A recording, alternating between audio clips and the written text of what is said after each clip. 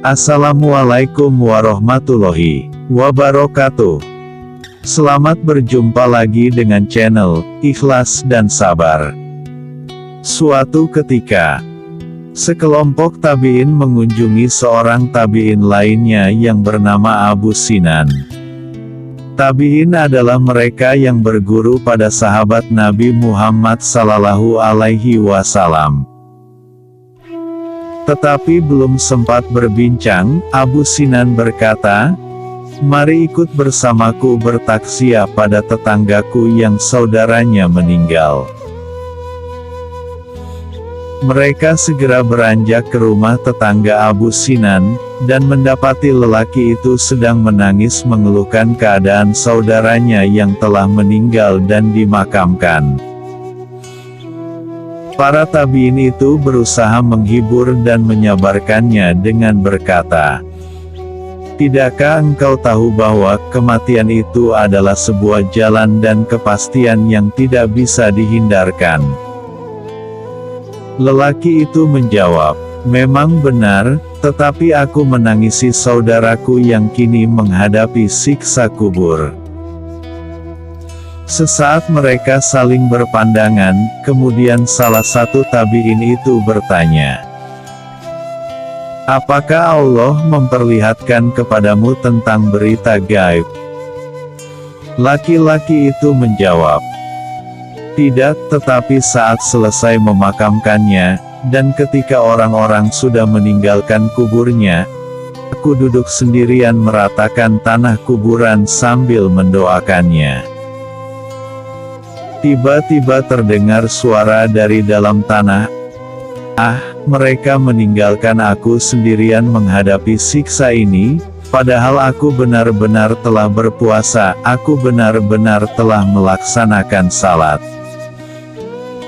Sesaat lelaki itu terdiam berusaha menahan isak tangisnya, lalu berkata lagi, "Mendengar perkataannya itu, aku jadi menangis dan menggali lagi kuburannya, untuk melihat apa sebenarnya yang sedang dihadapinya.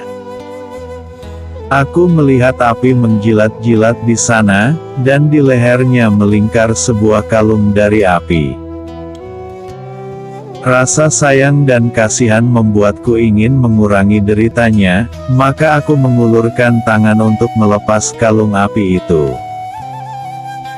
Tetapi tangan dan jari jemariku justru tersambar api sebelum sempat menyentuhnya."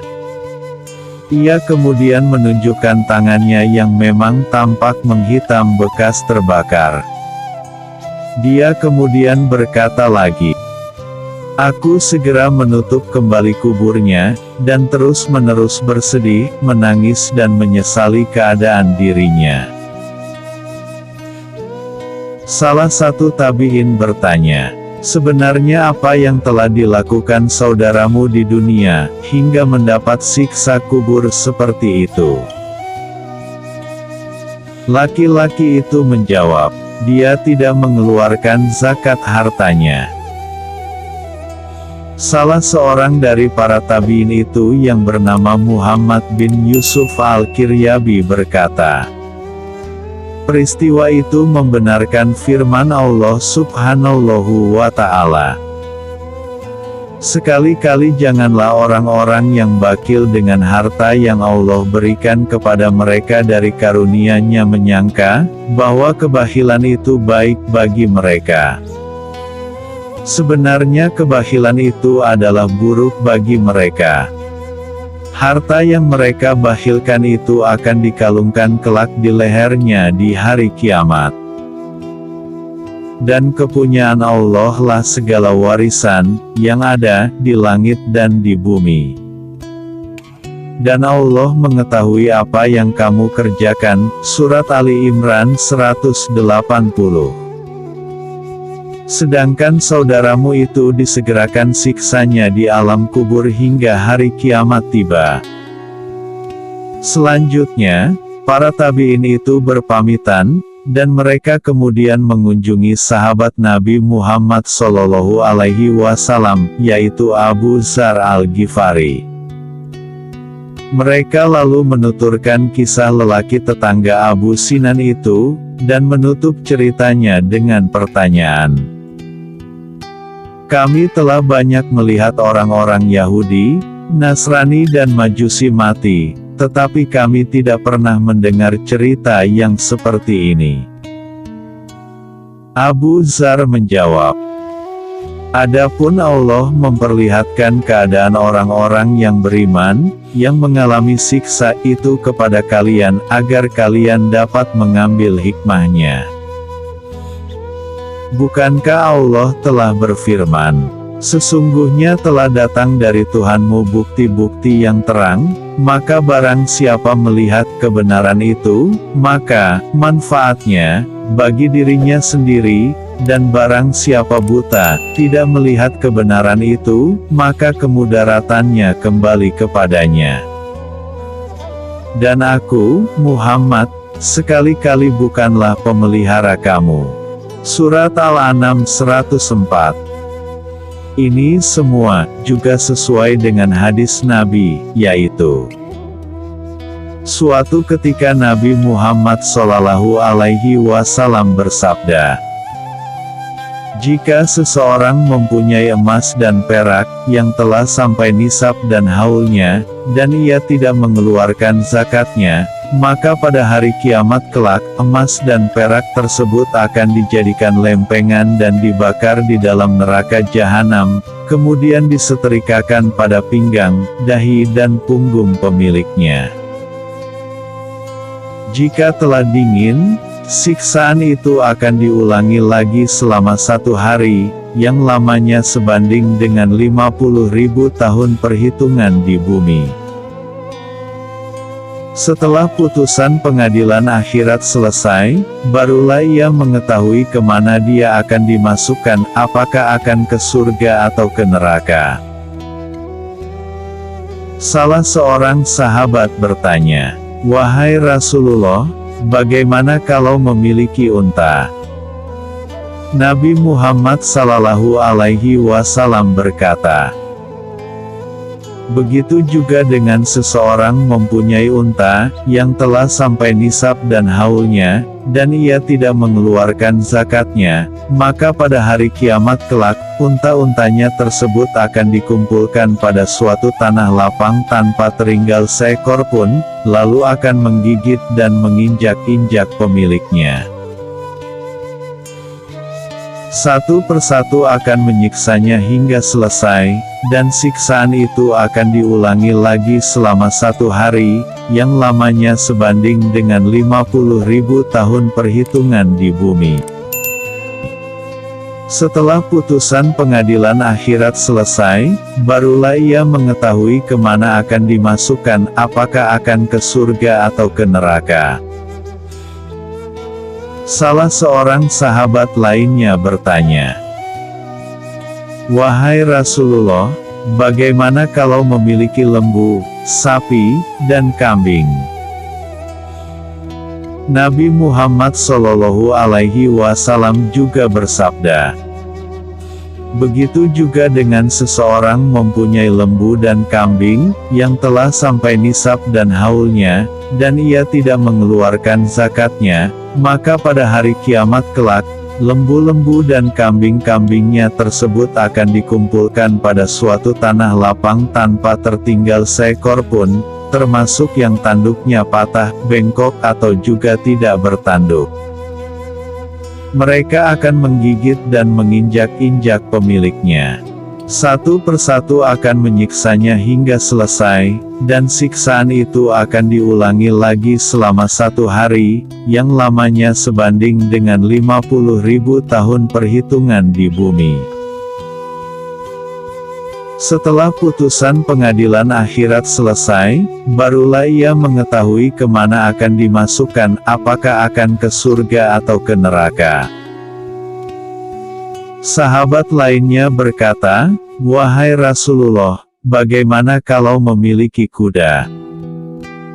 Tampaknya sahabat tersebut bertanya sehubungan dengan zakat, sebagai keterkaitan dari hal yang dijelaskan oleh Rasulullah SAW sebelumnya. Tetapi jawaban beliau, sama sekali tidak menghubungkan kuda dengan masalah zakat. Tidaklah Nabi Muhammad mengatakan sesuatu dari hawa nafsunya, termasuk analisa dan rekaan akal pikiran beliau, tetapi semua itu adalah wahyu yang diturunkan kepada beliau. Namun demikian, sebagai seorang guru dan pendidik terbaik terhadap umat manusia, Nabi Muhammad masih menghubungkan masalah kuda tersebut dengan akibat di akhirat sebagaimana sebelumnya. Beliau bersabda, "Kuda itu ada 3 macam, kuda yang dapat mendatangkan dosa bagi pemiliknya, kuda yang dapat menutupi hajat, kebutuhan pemiliknya, dan kuda yang dapat mendatangkan pahala bagi pemiliknya." Kemudian Nabi menjelaskan bahwa kuda yang mendatangkan dosa adalah kuda yang dipelihara dengan maksud untuk sombong dan menjadi kebanggaan semata-mata, dan juga yang digunakan untuk memerangi dan memusuhi Islam. Kuda yang dapat menutupi hajat, adalah kuda yang dipergunakan untuk kepentingan pada jalan-jalan yang diridhoi Allah, dan ia tidak melupakan hak dan kewajiban pemeliharaannya. Termasuk zakat dari harta uang yang terkumpul dari hasil pemanfaatan kuda-kudanya tersebut, setelah cukup nisab dan haulnya. Kuda yang dapat mendatangkan pahala adalah kuda yang dipergunakan untuk berjihad di jalan Allah dan untuk kepentingan umat Islam. Kuda semacam ini, jika ia dilepas pada suatu padang rumput atau kebun, kemudian ia makan sesuatu yang ada di situ, maka apa yang dimakan itu menjadi kebaikan bagi pemiliknya. Bahkan kotoran dan air kencingnya juga mempunyai nilai kebaikan di sisi Allah. Bila kuda itu terlepas dari kekangnya kemudian ia lari atau meloncat-loncat, maka jumlah langkahnya itu akan dicatat Allah sebagai kebaikan bagi pemiliknya. Jika kuda dibawa melalui sungai dan ia minum airnya, walaupun pemiliknya tidak bermaksud untuk memberinya minum, maka Allah akan mencatat air yang diminumnya itu sebagai kebaikan bagi pemiliknya.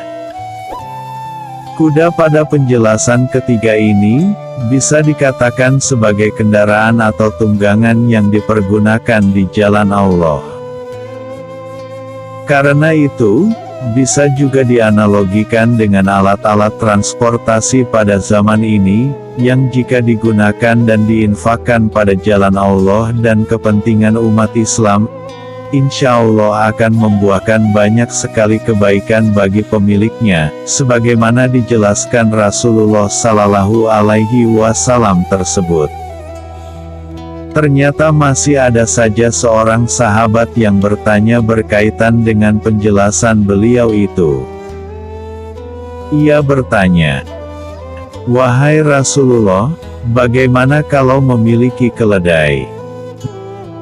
Dan jawaban Nabi Muhammad itu mencerminkan sifat kejujuran dan kesidikan, sekaligus masih dihubungkan dengan masalah akhirat seperti sebelumnya. Beliau bersabda, "Tentang keledai, tidak diturunkan wahyu kepadaku yang menjelaskannya, kecuali suatu ayat yang bersifat umum, yakni, barang siapa yang berbuat kebaikan seberat zarah atau atom, pastilah ia akan mendapatkan balasannya, dan barang siapa yang berbuat kejahatan seberat biji zarah, pastilah ia mendapatkan balasannya pula." Demikian kisah tentang akibat lalai tidak menunaikan zakat.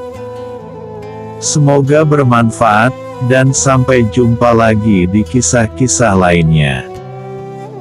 Wassalamualaikum warahmatullahi wabarakatuh.